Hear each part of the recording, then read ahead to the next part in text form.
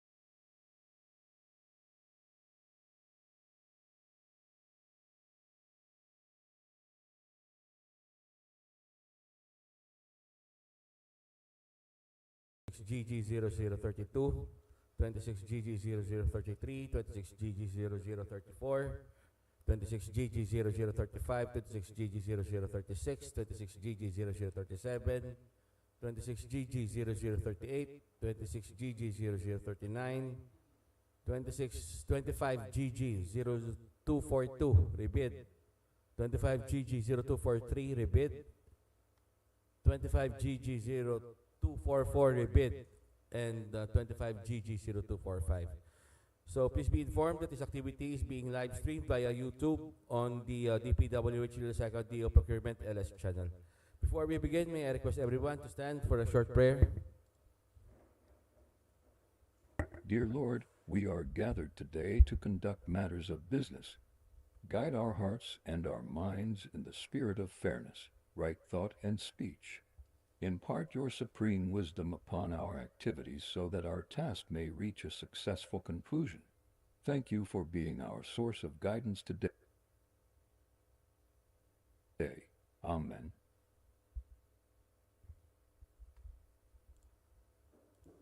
So let me introduce to you the members of the Bids and Awards Committee present for today's pre-bid conference. Yours truly, the back chairperson, Engineer Jermaine Sem Diquilla. Back vice chairperson, Engineer Mark Gerald Penuela, regular member. Engineer Ernesto de la Riarte, regular member. And Engineer Rolly Cordova, back provisional member. So we would like also to acknowledge the presence of our observers from D Brothers Intertrading Corporation, Neressa Florentino. And also we have Roniel Ramos from William Dennis Construction Services. And lastly, we have Mary Grace Lorca and Malu Barnuevo from Meg's Construction Builders. So with the Bids and Awards Committee in quorum, I hereby call this pre-bid conference in order. So let's start with the 26GG0032. So the name of contract is Installation, Application of Road Safety Facilities, Roadway Lighting along Iloilo East Coast Capiz Road from kilometer 251 plus 765 to kilometer 252 plus 471 and kilometer 266 plus 495 to kilometer 267 plus 200. So the location is in Banate and Danilao, Iloilo. The scope of works, installation of 109 units of 120 watts LED solar street light spaced at 25 meters apart, staggered in accordance with the approved plan, PAUS, and standard specifications. The approved budget for the contract is 9,171,820 pesos. The contract duration is 68 calendar days. Next is 26GG0033. The name of contract is Installation, Application of Road Safety Facilities, Roadway Lighting along Iloilo East Coast Capiz Road from kilometer 261 plus 390 to kilometer 262 plus 335 and kilometer 263 plus 800 to kilometer 264 plus 000. The location is in Danilao, Iloilo. Scope of works, installation of 90 units of 120 watts LED solar street light spaced at 25 meters apart, staggered in accordance with the approved plan, PAUS, and standard specification. Approved budget for the contract is 7,660,660 pesos. Contract duration is 61 calendar days. Next is 26GG0034. Installation, application of road safety facilities, roadway lighting along Iloilo East Coast Capiz Road from kilometer 281 plus 000 to kilometer 281 plus 820. The location is in Barotac, Nuevo Iloilo. The scope of works, installation of 66 units of 120 watts LED solar street lights spaced at 25 meters apart, staggered in accordance with the approved plans, PAUS, and standard specifications.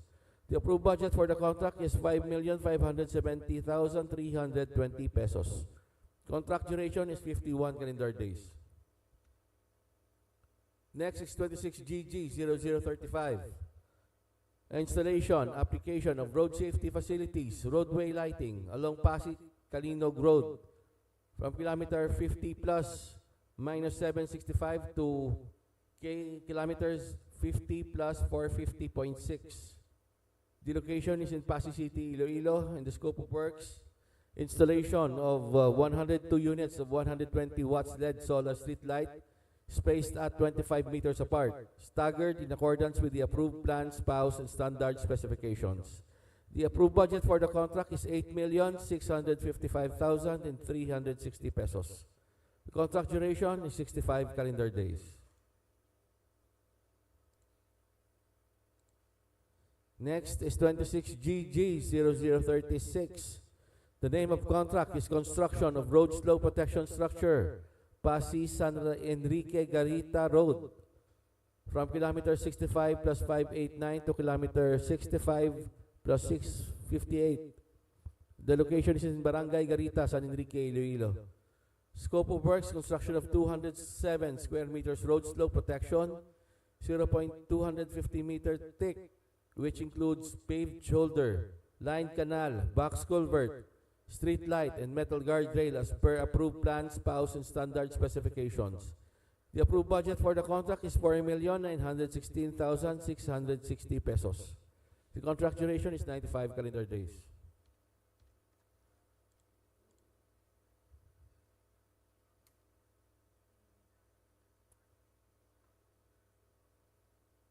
Next is contract ID number 26GG0037.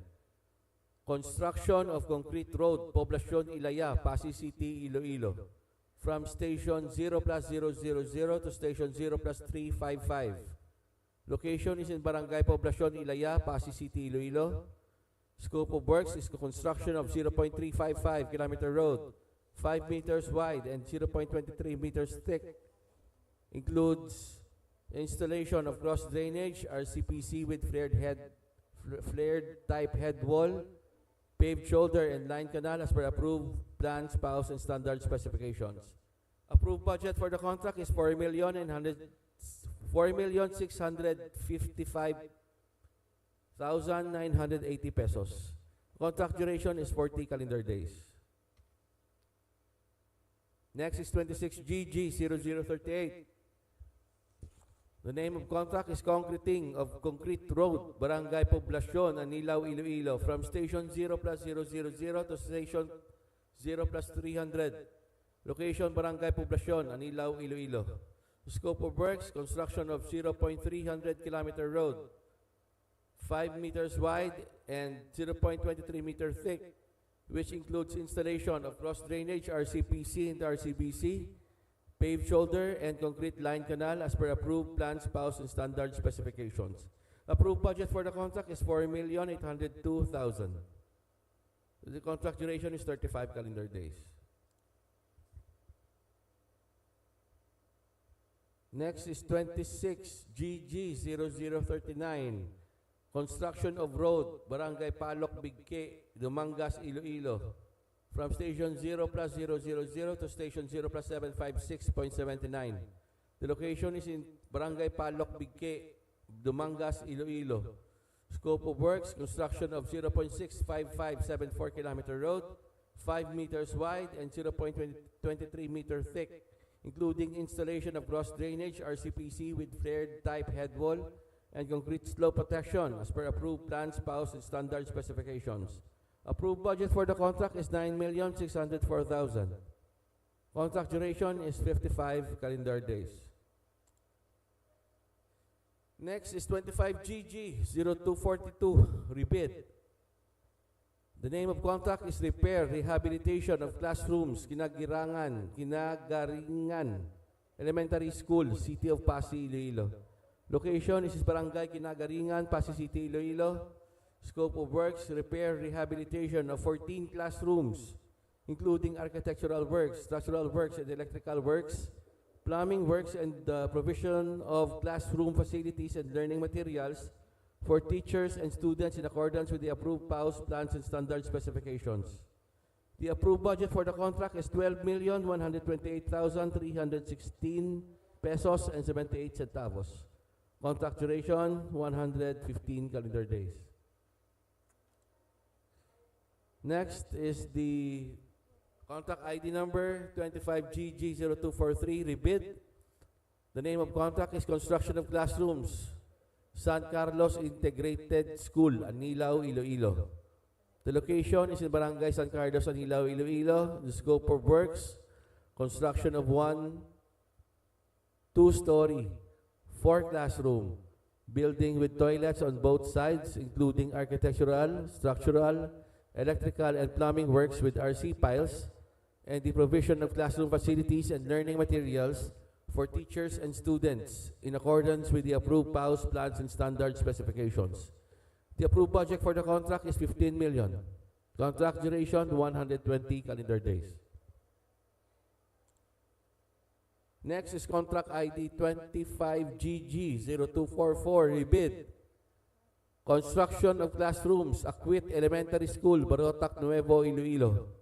Location is in Barangay Akwit, Barotac, Nuevo, Iloilo.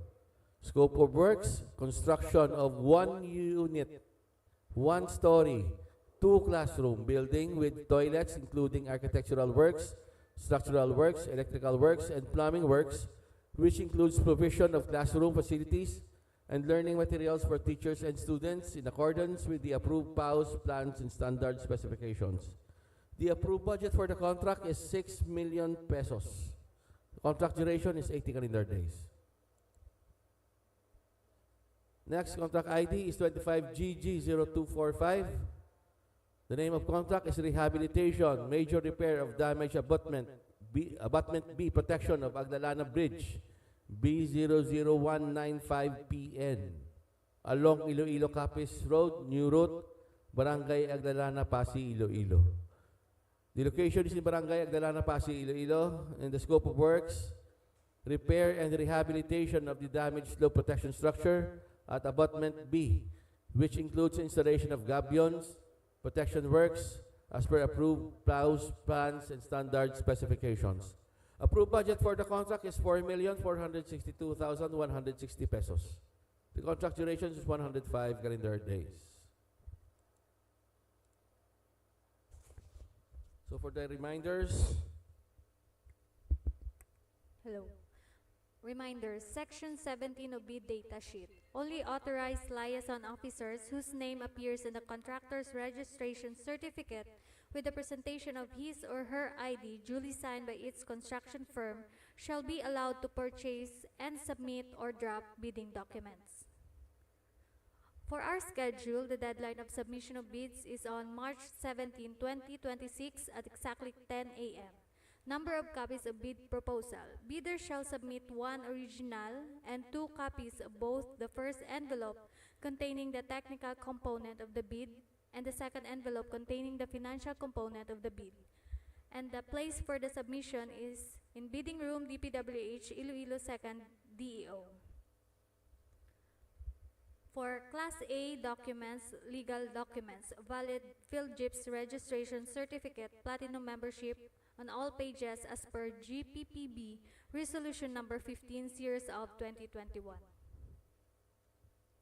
For the technical documents, statement of the prospective bidder of all its ongoing government and private contracts, including contract awarded but not yet started, if any, whether similar or not similar in nature and complexity to the contract to be bid. Statement of the bidder's single largest completed contract or SLCC similar to the contract to be bid except under conditions provided under the rules with certificate of acceptance. Reminders on the submission of SLCC. The bidder must have completed an SLCC that is similar to the procurement project to be bid and whose value adjusted to the current prices using the PSA consumer price indices, must be at least 50% of the ABC to be bid, provided that any change to the 50% requirement may be allowed subject to the recommendation of the procuring entity, which shall be submitted to the GPPB for consideration. Provided further that contractors under small a and small b categories without similar experience on the procurement project to be bid may be allowed to bid if the cost of such contract is not more than the allowable range of contract costs of their registration based on the guidelines as prescribed by the PCAP. The SLCC shall be supported by an owner's certificate of final acceptance issued by the project owner other than the contractor. Philippine Contractors Accredited Board or PCAB license or special PCAB license in case of joint ventures and registration for the type and cost of the contract to be bid. Original copy of bid security in the prescribed form and amount and validity period, or original copy of notarized bid securing declaration and project requirements, which shall include the following. First, list of contractors' minimum material testing equipment as per DO 11 series of 2017, original duly signed omnibus sworn statement, and if applicable, original notarized secretary certificate in case of a corporation, partnership, or cooperative, or original special power of attorney of all members of the joint venture, giving full power and authority to its officer to sign the OSS and do act as the representative or act to represent the bidder. Organizational chart for the contract to be bid, and list of contractors' key personnel such as project manager, project engineers, materials engineers, and foremen to be assigned to the contract to be bid with their complete qualification and experience date. List of contractors' major equipment units which are owned, leased, or under purchase agreements, supported by proof of ownership or certification of availability of equipment from the equipment leaser or vendor for the duration of project, as the case may be. Reminders: for the construction heavy equipment operators should have certificate of training issued by the Technical Educational and Skills Development or the TESDA in compliance with DOLE requirements for the approval of construction safety and health program required upon issuance of notice of award, subject to DO 98 series of 2014, submission of construction safety and health program approved by the DOLE. Moreover, to ensure safe and healthy working condition for all workers and strictly enforce compliance of DPWH Department Memorandum Circular Number 33 Series of 2025, this issuance serves to inform all concerned of the provision of DOLE Department Order 252 Series of 2005 entitled Revised Implementing Rules and Regulation of Republic Act Number 11058, otherwise known as an Act strengthening compliance with occupational safety and health standards and providing penalties for violation thereof. Additional requirements for Class A documents. Latest General Information Sheet reflecting the beneficial ownership information duly stamped and received by the Securities and Exchange Commission for corporations. Reminders on the submission of updated GIS. All contractors or corporation enrolled or applying for enrollment or updating in the Civil Works application to submit their latest General Information Sheet duly received by the Securities and Exchange Commission and reflecting the beneficial ownership information. Likewise, contractors are reminded to submit an updated GIS annually or every time changes or amendments are made and filed with the SEC, to ensure the information remains valid and consistent with official records. All concerned were advised to comply last December 31, 2025 to avoid delays or disqualification for future procurement activities. For the financial documents, the prospective bidders audited financial statements showing, among others, the prospective bidders' total and current assets and liabilities, stamp received by the BIR or its duly accredited and authorized institutions for the preceding calendar year, which should not be earlier than 2 years from the date of bid submission.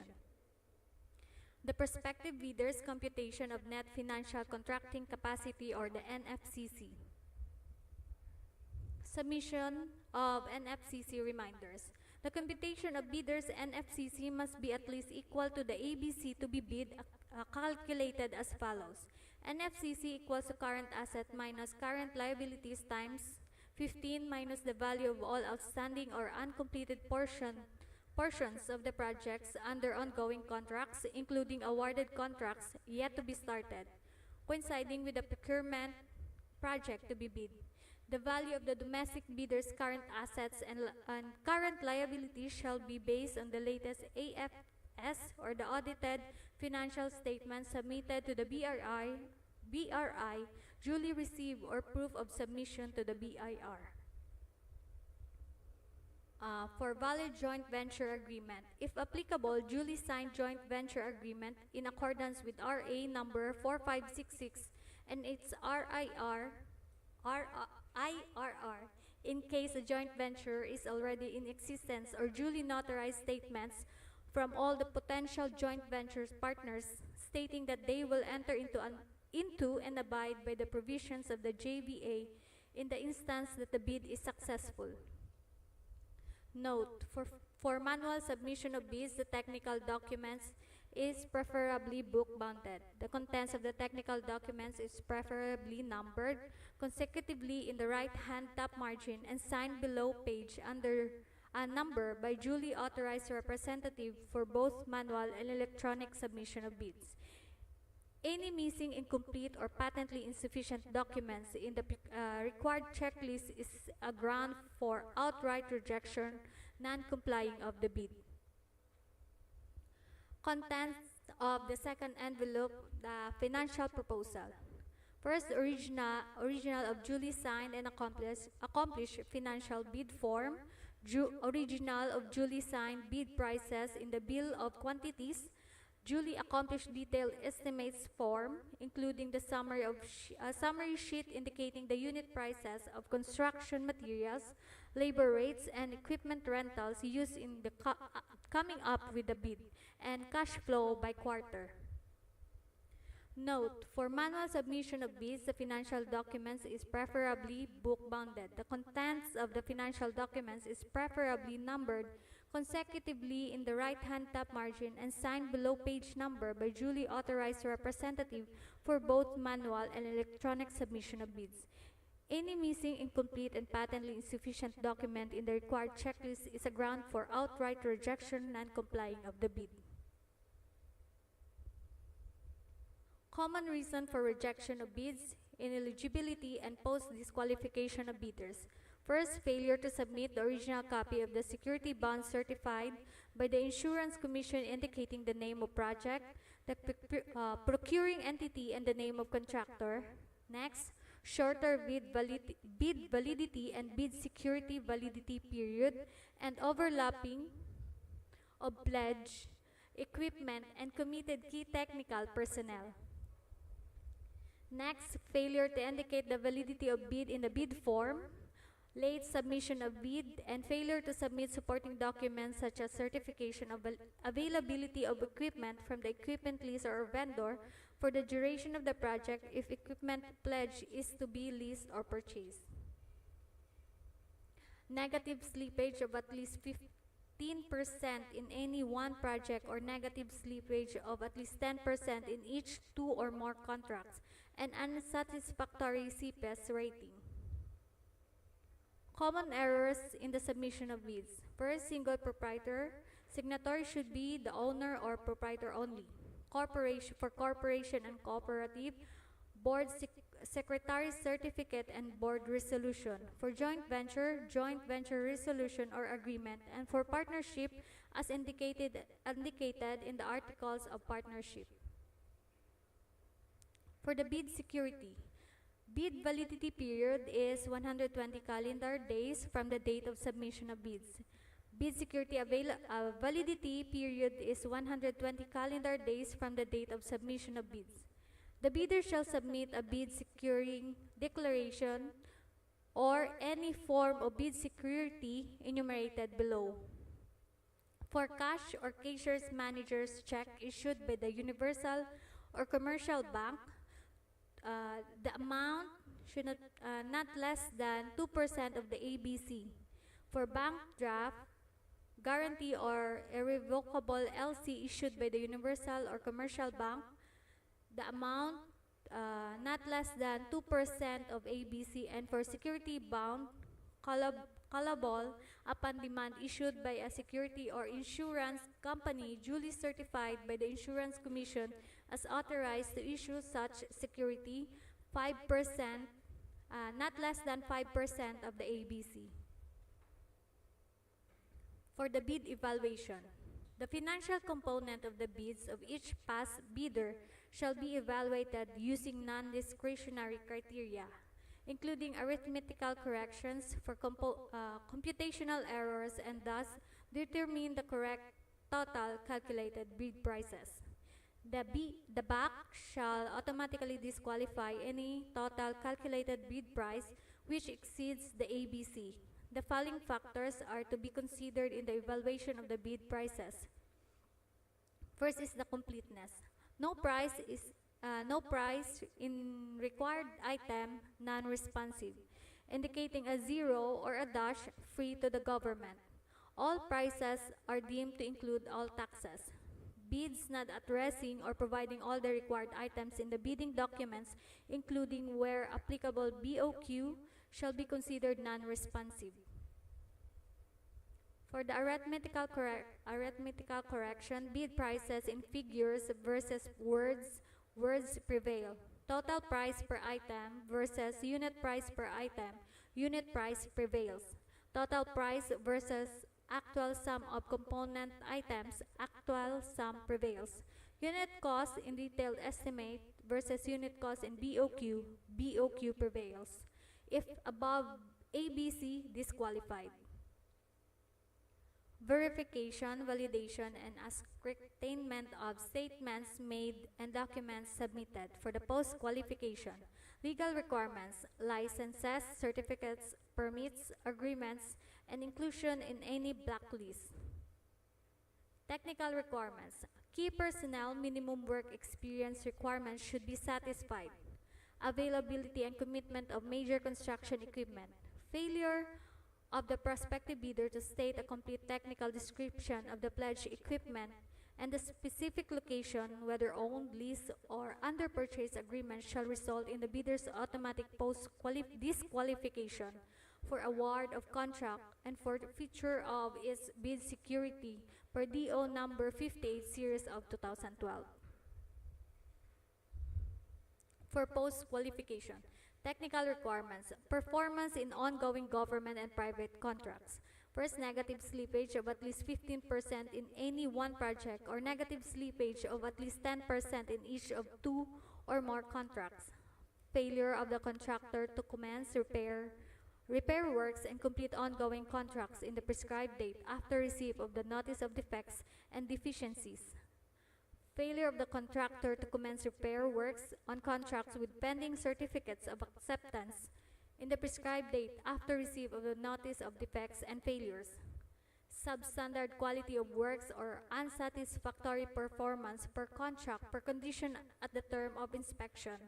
DO number 127 series of 2018, strict comply application of RA 9184 in the conduct of post-qualification of bidders with delayed ongoing contract with the DPWH. Authenticity and correctness of bid security, financial requirements, bid price proposal, and NFCC. Notes to the personnel and equipment requirements of the project as per DO number 9 series of 2012, the technical requirements for civil works projects for public bidding. If a proposed key technical personnel is an employee of the bidder and working on another project at the same time of the bidding, the bidder shall submit a certification that 1. The personnel will be pulled out from the ongoing project once the bidder is awarded the contract, and 2. He or she will be replaced with another person with equal or better qualifications as certified by the head of the implementing office. The bidder may propose a key technical personnel who is not its employee, provided that the said personnel is required to submit a certification that he or she will work for the bidder if it is awarded the contract under bidding. These certifications shall be included in the first envelope of the sealed bid. Also, to be verified during post-qualification is a set of equipment pledged by the bidder. The bidder should specify in the submitted bid the location of the equipment where they can be inspected. If any equipment is not in the specified location, then the bidder shall be post-disqualified. Contract award. The contract shall be awarded to the bidder whose bid has been determined to be the lowest calculated and responsive bid, or the LCRB, as a result of the detailed evaluation and post-qualification conducted. Next, contract awards should be made within the bid validity period, and subcontracting is not allowed. For sworn affidavit or eligibility and beneficial ownership form, the bid securing declaration form, the omnibus sworn statement form,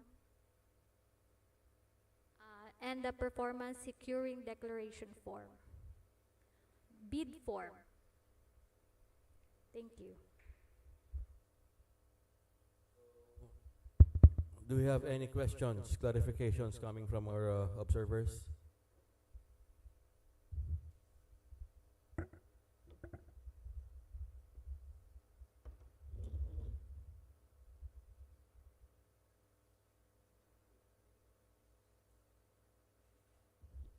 From the Brothers International Trading Corp, sir. May ask lang ko, regarding sa similar project, sir, needed gid nga ang similar project namon naka-register siya sa CWA portal? Diba, may department order kami regarding sa submission and updating sa central office 7 days before the opening of bids. So for example, dapat nag-submit ka mo dito, kaya di ba nag-eligibility checking kami online. So kung hindi mo ito ma-update, as per sa imo nga ginintran, ma-fail ka diri sa amon nga eligibility checking result niya. So electronic na kita abi. Kaya di ba gina-update nyo ito inyo, not only SLCC, inyo pagidayon nga ongoing but not yet awarded, including awarded but not yet started projects para sa NFCC nyo. So tanan na nga documents dapat updated gid. Dapat nakasulod siya sa CWA, sir. Kay kung mag-failed siya abi, ginasubmit man naton abi kay COA ang amuna mo ang documents, ang eligibility checking results. So that's why amo nang ways ang department para mapadasig bala ang amon nga eligibility checking. Ang inyo nga eligibility documents will be assessed sang CWA. During bidding, ma-generate na dayon ang result in terms sa NFCC nyo, SLCC nyo, ang inyo nga mga mayor's permit, inyo field GIPs, registration nyo kung mga expired, amo na makita nato na dayon. So upon post-qualification, na yung verification namon, kag ang inyo, kag validation sang documents.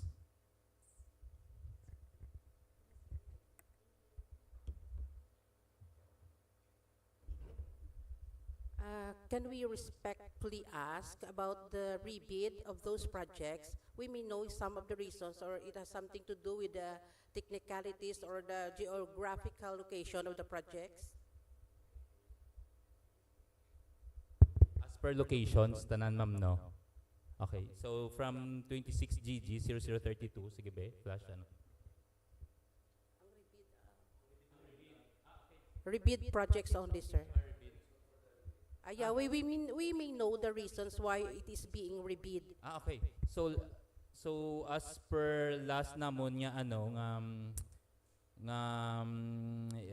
post qualification, we conducted post qualification of those contractors that submitted their bids, and upon evaluation, there are grounds for post disqualification, such as ang ila, for example, materials engineers nila, expired ang license, may araman niyang ownership nila sa mga sang batching plants nila is only lease, supply agreement. which is hindi pwede. Dapat owned, lease, or purchase agreement lang. And then also, may atuman niya, ano pa yung ganing grounds naton? Basta, it's all about equipment, and then materials engineers nila, and then ang ila pagidgali nga accredited batching plant niya lease agreement nila is expired. Atong accredited niya anong but in terms of geographical locations ng projects, though wala man siya problema. Sige, thank you, sir.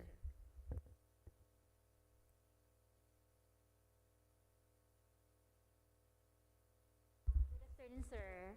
I-clarify ko lang ang barangay Kinagaringan, Pasig. Duwara ni. Saan nga ang Okay. So, Kinagaringan is may ara kita Pasi and may Kalinog. Oo. So, Pero Pasi kita. ang Kinagaringan sa Pasig is grande kag pequeño. So sa diin sa duwa sina, sir? Kay naka-indicate lang is Kinagaringan only. Kinagaringan Elementary School. Kaya ang sasaro niya is Kinagaringan Elementary. Ko lang ha. I-clarify Wait ko lang. lang, pequeño or grande? Grande. Grande. Thank you. Okay. Thank you for raising that question, Mama. Sige, sir. Dugay na ako sa Pasig. Kay ang ilabi nga kuha na kami sa SARO, pero upon validation, it is fully coordinated with the Department of Education man. So that's why in terms of kung grande ito ang sa planning na pag-validate, then probably diragin man ang location niya. Sige.